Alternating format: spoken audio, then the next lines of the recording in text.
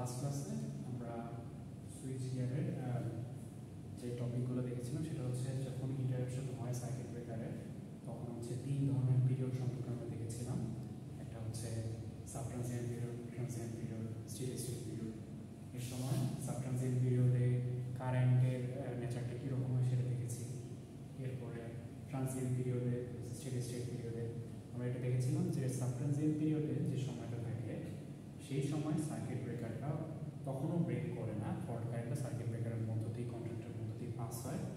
So এই কারেন্টটাকে বলা হয় আমরা কি বলেছিলাম, মেকিং কারেন্ট। এরপরে ট্রানজিয়েন্ট পিরিয়ডটা যেটা, সেখানে আমাদের সার্কিট ব্রেকারটাকে আমরা ওপেন করে দিই এবং সেই পিরিয়ডের কারেন্টটাকে বলা হয় ব্রেকিং কারেন্ট, যেহেতু সার্কিটটা ব্রেক করা হচ্ছে। আচ্ছা, এখানে আমরা আজকে একটা, এটা এখন আমাদের একটা জেনারেটর, সেই জেনারেটরের একটা line to line to line short circuit হয়েছে, ফল্ট হয়েছে। এই ফল্ট হওয়ার পরে আমাদের কারেন্টের অ্যাক্সেস দেখবো একবার, আরেকবার আমরা ফল্ট মানে ওই সার্কিট ব্রেকারের অ্যাক্রস যে ভোল্টেজে ইমপ্রুভ করে সেই ভোল্টেজটা আমরা দেখব। এখানে আমরা যদি কারেন্টের অ্যাক্সেসের দিকে তাকাই তাহলে দেখবো যে এই যে আমাদের গ্রিন একটা দুইটা এই পর্যন্ত যে আমরা একটা পোর্শন পাচ্ছি, এই যে এতটুকু পোর্শন, এই পোর্শনটুকু হচ্ছে আমাদের সেই সাবট্রানজিয়েন্ট পিরিয়ড। সেই সাবট্রানজিয়েন্ট পিরিয়ডের মধ্যে আমাদের একটা এসি কম্পোনেন্ট থাকে এবং একটা ডিকেইং নেচারের ডিসি কম্পোনেন্ট থাকে। এই এসি এবং ডিসি আমাদের সামেশনের ফলে পিকটা এত বেশি পাচ্ছি আমরা, এবং এই পিরিয়ডের কারেন্টটাকে আমরা বলছিলাম মেকিং কারেন্ট। এখানে ফল্ট কারেন্টটা মেক হচ্ছে, এই জন্য এটা মেকিং কারেন্ট। এরপরে আমাদের এই যে তার পরবর্তীতে যে ডট ডট পোর্শনগুলো, এইটা হচ্ছে আমাদের ট্রানজিয়েন্ট পিরিয়ড। এই ট্রানজিয়েন্ট পিরিয়ডে আমাদের সার্কিটটাকে আমরা ব্রেক করেছি এবং এরপর হলো স্টেডি স্টেট পিরিয়ড। এখন আমরা যাব যে ভোল্টেজে যদি যাই, ফল্ট ভোল্টেজের যে ব্যাপারটা, সেখানে ভোল্টেজ সার্কিট ব্রেকারে অ্যাক্রসে আমাদের ভোল্টেজটা কীরকম হয় সেটা আমরা দেখি।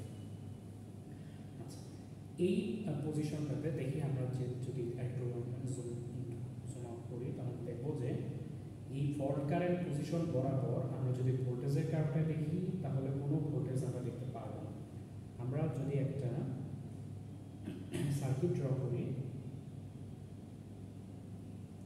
সার্কিটের মধ্যে একটা সোর্স আছে, তারপর আমরা একটা এই যে এখানে তার উপর পোর্শনটা দিলাম, এটা একটা ব্রেকার, তারপর হচ্ছে আমাদের এটা ধরা যাক এটা একটা লোড।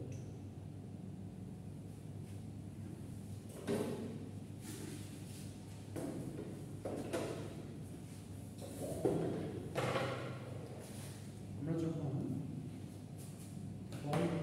শুরু হয়েছে t=0 সেকেন্ডে, তখন এই যে এই পোর্শনটায়, যে পোর্শনটা সাবট্রানজিয়েন্ট পিরিয়ড, এই পোর্শনটায় তখন সার্কিট ব্রেকারের কন্ট্যাক্টের মধ্য দিয়েই কারেন্ট আছে, সার্কিট ব্রেকারটা তখন ওপেন হয়।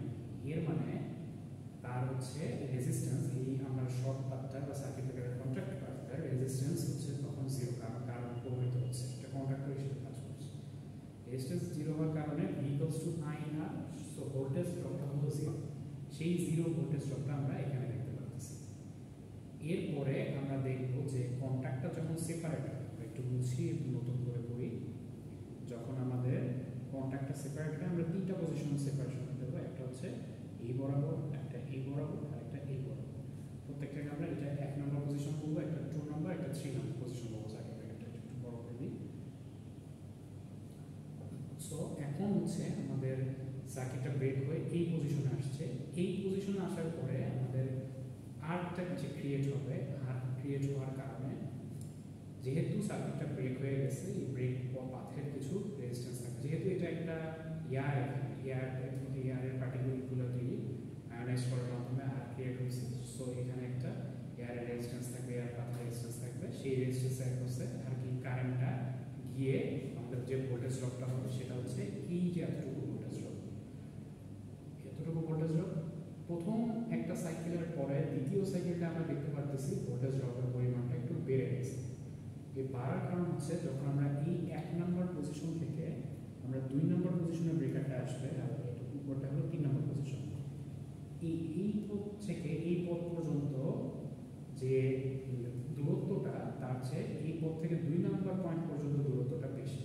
আর আমরা রেজিস্ট্যান্সের সাথে দূরত্বের একটা সম্পর্ক জানি, দূরত্ব বাড়লে রেজিস্ট্যান্স বাড়ে। সো রেজিস্ট্যান্স যখন বাড়ে, আর্কিং কারেন্টটা এই বৃদ্ধি পাওয়ার পারে সেটা হচ্ছে এই এতটুকু ভোল্টেজ ড্রপ আমাদের বাড়লো, এই প্রথম পোর্শন থেকে দ্বিতীয় পোর্শনটা ভোল্টেজ ড্রপ বাড়লো। 3 নাম্বার সাইকেলটাতে আমরা দেখতে পাচ্ছি যে 3 নাম্বার সাইকেলটাতে সবচেয়ে বেশি রেজিস্ট্যান্স। সো আর্ক কারেন্টটা এই যে এই পট ভার্চুয়াল এই আর্কিং পটটার মধ্যে দিয়ে এই এতটুকু ভোল্টেজ ড্রপ করে, সেটা হচ্ছে সবচেয়ে বেশি এই আর্কিং ভোল্টেজটা হচ্ছে এটা। এরপরে বিভিন্ন ধরনের সার্কিট ব্রেকারে, যেমন এয়ার ব্রেক সার্কিট ব্রেকার, তারপর হচ্ছে এয়ার গ্লাস সার্কিট ব্রেকারে আমরা এই যে সার্কিটটা যেহেতু ব্রেক হয়ে গেল ফিক্সড কন্ট্যাক্ট এবং মুভিং কন্ট্যাক্টের মধ্যে আমরা বাতাস ফ্লো করি, তারপর হচ্ছে প্রেসারাইজ বাতাস ফ্লো করি, SF6 circuit ব্রেকারে SF6 gas flow করি, তখন হচ্ছে আমরা আর্কটাকে মিনিমাইজ করে দিই। মিনিমাইজ করার পরে এই যে এখান থেকে আমাদের স্টেডি স্টেট ভোল্টেজটা আমরা সাইনোসয়েডাল ওয়েভে দেখতেছি, কিন্তু তার আগে দেখতে পাচ্ছি যে এই পয়েন্টেই কিন্তু আমাদের যে আর্কটা সেটাকে এক্সটিংগুইশ করার পরে এই যে সিস্টেমের ন্যাচারাল ভোল্টেজটা এটা এখান থেকেই শুরু হওয়ার কথা ছিল। এই পয়েন্টে আমরা দেখতে পাচ্ছি একটা স্পাইক দেখতে পাচ্ছি, এই স্পাইকটাকে বলা হয় রিস্ট্রাইকিং ভোল্টেজ বা ট্রানজিয়েন্ট রিকভারি ভোল্টেজ। রিস্ট্রাইকিং নাম থেকে আমরা বুঝতে পারতেছি যে ট্রানজিয়েন্ট রিকভারি ভোল্টেজ মানে ট্রানজিয়েন্ট অবস্থাটাকে আবার রিকভার করা, পুনরায় নিয়ে আসা। মানে আমাদের ট্রানজিয়েন্ট অবস্থাটা হচ্ছে এটা যেখানে পিক বেশি ছিল, এই পিক বেশি হওয়ার অবস্থাটা বা অ্যাবনর্মাল কন্ডিশন বা ট্রানজিয়েন্ট কন্ডিশনটা আবার ফিরাই নিয়ে আসে যে ভোল্টেজটা, তাকে বলা হয় ট্রানজিয়েন্ট রিকভারি ভোল্টেজ বা রিস্ট্রাইকিং ভোল্টেজ। আমাদের বোর্ডে যদি আমরা খেয়াল করি, বোর্ডে দেখব যে 2 নম্বর পয়েন্টে আমরা রিস্ট্রাইকিং ভোল্টেজ বা ট্রানজিয়েন্ট রিকভারি ভোল্টেজটা আমরা বলেছিলাম, সেটা আমরা দেখতে পাবো। আচ্ছা, এখন এই যে ট্রানজিয়েন্ট রিকভারি ভোল্টেজ এটা তৈরি হওয়ার জন্য কিছু কারণ আছে, সেই কারণটা নিয়ে আমরা একটু ব্যাখ্যা করতে চাই। এখানে একটা দেখানো হয়েছে, আবার আগের ছবিটার সাথে যদি আমরা ম্যাচ করি, এখানে এই ছবিটা আমরা দেখতে পাবো যে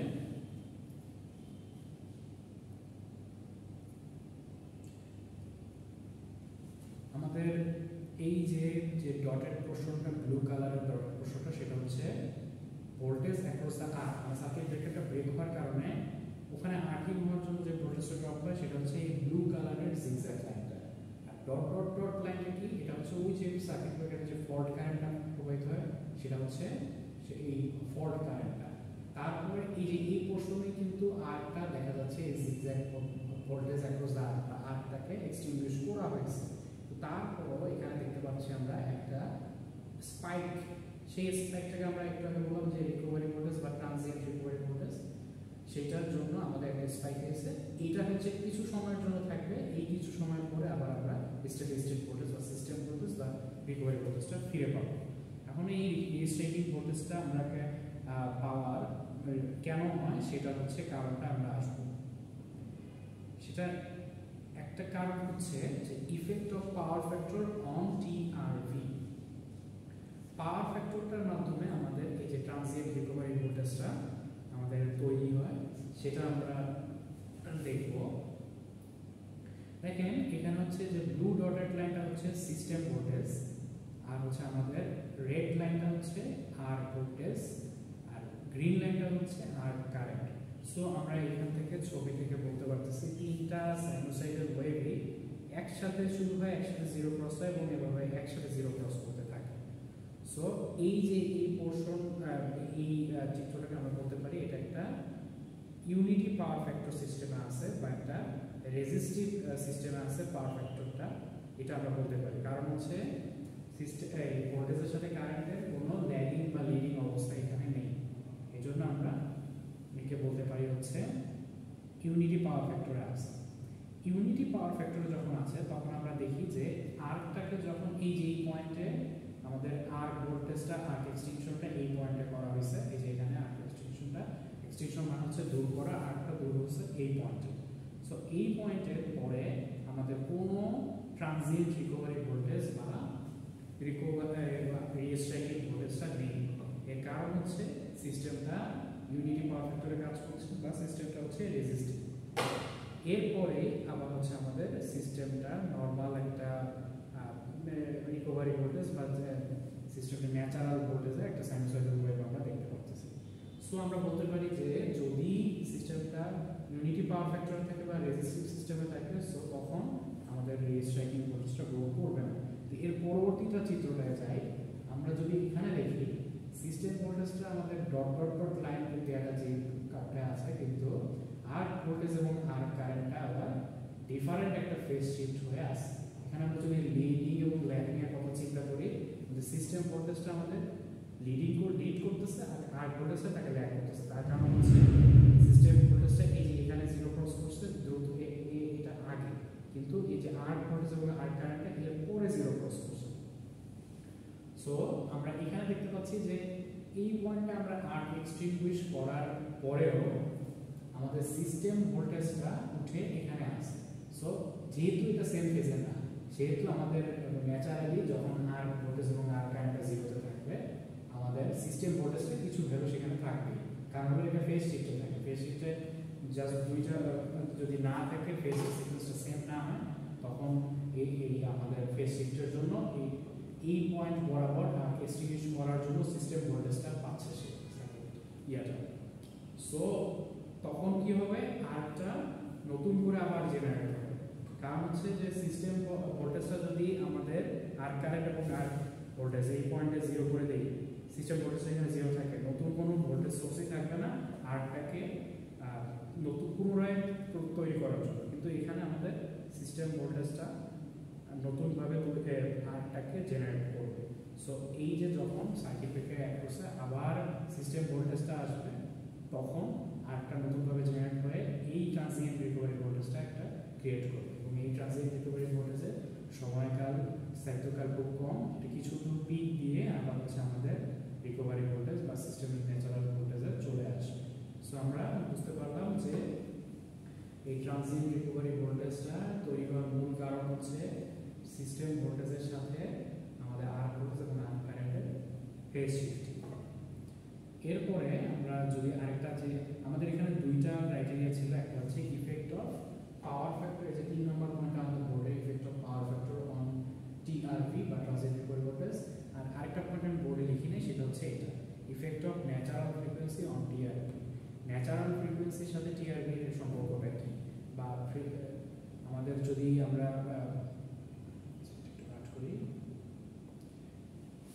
ন্যাচারাল ফ্রিকোয়েন্সির সাথে টিআরভি সম্পর্কটা কি, সেটা যদি আমরা দেখি যে with the increase of natural frequency of the TRV, মানে ওই যে যেখানে আমাদের সিস্টেমটা আর্ক ভোল্টেজ এবং আর্ক কারেন্টটা যেখানে একসাথে জিরো হয়, সেখানে আমরা যদি আর্ক এক্সটিংগুইশ করি, তখন সেই জায়গার যদি ফ্রিকোয়েন্সিটা তার মানে ট্রানজিয়েন্ট রিকভারি ভোল্টেজ, যেটা রিকভারি ভোল্টেজের যে ফ্রিকোয়েন্সিটা যদি সেখানে থাকে, সেই ফ্রিকোয়েন্সিটা যদি বেশি হয়ে যায়, increase in the natural frequency, the rate of rise of TRV increases, তাহলে ওই যে পিকটা যেটা আমরা আর্ক এক্সটিংগুইশ করার পরও একটা পিক পাচ্ছিলাম, সেটার পরিমাণটা বেশি হবে। The rate of rise of TRV across the breaker or causes the voltage stress on the contactor tending to contain the arc, যেটা যেহেতু ফ্রিকোয়েন্সি বেশি হবে, একটা জিনিস ইলেকট্রিক একটা সাইনুসয়েডাল ওয়েভের ফ্রিকোয়েন্সি বেশি হবে, মানে জিনিসটা খুব রিগোরাসলি রিঅ্যাক্ট করতেছে। আচ্ছা, with higher frequency relatively less time is available to build up the dielectric string between the contact gaps, hence higher frequency is associated with greater loss. এটা মানে হচ্ছে যদি ফ্রিকোয়েন্সি ট্রানজিয়েন্ট রিকভারি ভোল্টেজের ফ্রিকোয়েন্সিটা বেশি হয়, তখন হচ্ছে আমাদের তো আর্কটাকে ওই যে এক্সটিংগুইশ করতে হবে, সেই আর্কটা এক্সটিংগুইশ করার ইয়াটা প্রসেসটা রেটটা অনেক দ্রুত হয়। সেই দ্রুত রেটের সাথে কোপ আপ করে ডাইইলেকট্রিক স্ট্রিং বৃদ্ধিটা অত দ্রুত করা যায় না। এর ফলে সার্কিট ব্রেকারের উপর একটা প্রেশার পড়ে বা স্ট্রেস পড়ে, এই স্ট্রেসের কারণে সার্কিট ব্রেকারের লাইফ টাইম কমে যায়। সো যে টিআরভির যদি ফ্রিকোয়েন্সিটা বাড়ানো হয়, সেই ক্ষেত্রে হচ্ছে আমাদের স্পাইকটা আরও উপরে উঠতে পারে এবং সার্কিট ব্রেকারের উপর বেশি স্ট্রেস করতে পারে। সো আমাদের ট্রানজিয়েন্ট রিকভারি ভোল্টেজের দুইটা ইফেক্টের উপর নির্ভর করে, একটা হচ্ছে এই যে ন্যাচারাল ফ্রিকোয়েন্সিটার উপরে, আরেকটা হচ্ছে পাওয়ার ফ্যাক্টরের উপর। পাওয়ার ফ্যাক্টরটার উপর ডিরেক্ট প্রভাব থাকে, যে পাওয়ার ফ্যাক্টরটা যদি সেম ফেজের না ইউনিটি না হয় সহজ কথায়, তাহলে হচ্ছে আমাদের রিঅ্যাস্টেটিক ভোল্টেজটা আবার আর্কটাকে জেনারেট করতে পারে।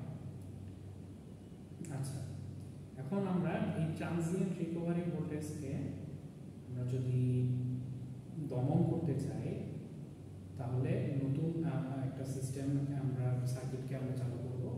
যেটা নাম আমরা দেবো হলো resistance switching damping of TRB. TRB যে ফ্রিকোয়েন্সিতে কাজ করে সেই ফ্রিকোয়েন্সিটা যদি আমি কমিয়ে আনতে চাই তাহলে আমরা এই অ্যারেঞ্জমেন্টটা খেয়াল করবো এবং এই ব্রেকারের সাথে আমরা একটা রেজিস্ট্যান্স, এই রেজিস্ট্যান্সের নাম হচ্ছে রেজিস্ট্যান্স সুইচিং বা ওপেনিং রেজিস্টার। এই ব্রেকারের সাথে এই রেজিস্ট্যান্সটা প্যারালাল দেব। প্যারালাল দেওয়ার পরে আমরা যদি সার্কিটে এখানে একটা কেভিএল করি, কেভিএল করে যে আরএলসি সার্কিটে আমরা এই যে এখানে একটা কেভিএল করার পর এখানে এই ইকুয়েশনগুলো আমরা সলভ করি, তখন আমরা একটা সিদ্ধান্ত আসতে পারবো যে সেই যে ফ্রিকোয়েন্সিটা সেটা হচ্ছে ট্রানজিয়েন্ট রিকভারি ভোল্টেজের ফ্রিকোয়েন্সিটা, সেটা হচ্ছে এটা। এই ফ্রিকোয়েন্সিটাকে আমরা জিরো করার জন্য ওই যে আমরা ব্রেকারের সাথে যে প্যারালাল একটা রেজিস্টার দিয়েছিলাম সেটা একটা মান, এই ফ্রিকোয়েন্সিটাকে জিরো করতে আমরা জানি যে এই ভিতরের দুইটা টার্ম সমান হতে হবে। ভিতরের দুইটা টার্ম সমান হওয়া মানে 1/LC মাইনাস 1/2πRC স্কয়ার, এটা 2RC স্কয়ার, এটা হচ্ছে 0 হতে হবে। এটা 0 ধরলে R এর ভ্যালু আসে এটা। সো ওই যে ব্রেকারের সাথে আমরা একটা যে আমরা প্যারালালে একটা রেজিস্ট্যান্স লাগিয়েছিলাম, সেই রেজিস্ট্যান্সের ভ্যালুটা যদি এটা করি তাহলে সেই ট্রানজিয়েন্ট রিকভারি ভোল্টেজের ফ্রিকোয়েন্সিটা 0 হয়ে যাবে, যেটা আমরা এখান থেকে দেখেছি। এটাকে বলা হয় resistance switching. So transient recovery voltage কিভাবে ফ্রিকোয়েন্সিকে 0 করে সেটা আমরা এই স্লাইডটার মাধ্যমে দেখতে পারবো। সেটা হচ্ছে কি, এই যে আমরা এই সার্কিটটা আঁকাবো, এই সার্কিটটা আঁকে আমরা সার্কিট ব্রেকারের সাথে একটা প্যারালাল রেজিস্ট্যান্স লাগাবো। রেজিস্ট্যান্স লাগিয়ে আমরা এই ইকুয়েশনটা ডিরেক্ট লিখব। এই ইকুয়েশনটা FD is equal to 1/2π/1/LC minus 1/2RC square. এই ইকুয়েশনটা লিখে আমরা এই ফ্রিকোয়েন্সিটাকে 0 করা হচ্ছে আমাদের লক্ষ্য। এই ফ্রিকোয়েন্সি 0 করতে 1/LC minus 1/2RC স্কয়ারকে 0 হতে হবে। সো এখান থেকে আমরা R এর ভ্যালুটা পাবো। এটা এই গেল আমাদের হচ্ছে রেজিস্টিভ সুইচিং। সো আজকে আমাদের যে টপিকগুলো শিখলাম সেটা হচ্ছে আমাদের current intervention on DC circuit breaker, এটা শিখেছি। এরপরে আমাদের রেজিস্ট্রেটিং ভোল্টেজ অথবা ট্রানজিয়েন্ট রিকভারি ভোল্টেজ, এটা আমরা দেখেছি। এই যে এই ট্রানজিয়েন্ট রিকভারি ভোল্টেজটা আমাদের দুইটা ইফেক্টের উপর কাজ করে। একটা হচ্ছে আমার ন্যাচারাল ফ্রিকোয়েন্সি যদি বেড়ে যায় তখন টি আর বিটা কেমন রেসপন্স করে সেটা আমরা দেখলাম। এরপর হচ্ছে আমরা এই যে পাওয়ার ফ্যাক্টরটা, যেটা পাওয়ার ফ্যাক্টর যদি ইউনিটি হয় তখন টি আর বিটা ডেভেলপ করে না, কিন্তু পাওয়ার ফ্যাক্টরটা যদি আমাদের ক্যাপাসিটি বা ইন্ডাকটিভ হয়ে থাকে বা লিডিং লাইন হয়ে থাকে তখন হচ্ছে আমাদের টি আর বিটা ডেভেলপ করে, এটা আমরা দেখেছি। এবং লাস্ট আমরা একটা টপিক দেখলাম কি, সেটা হচ্ছে রেজিস্টিভ সুইচিং।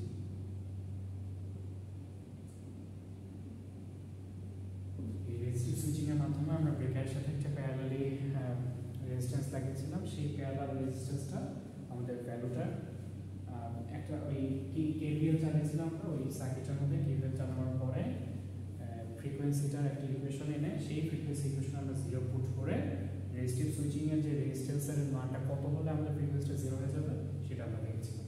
সো আজকের লেকচার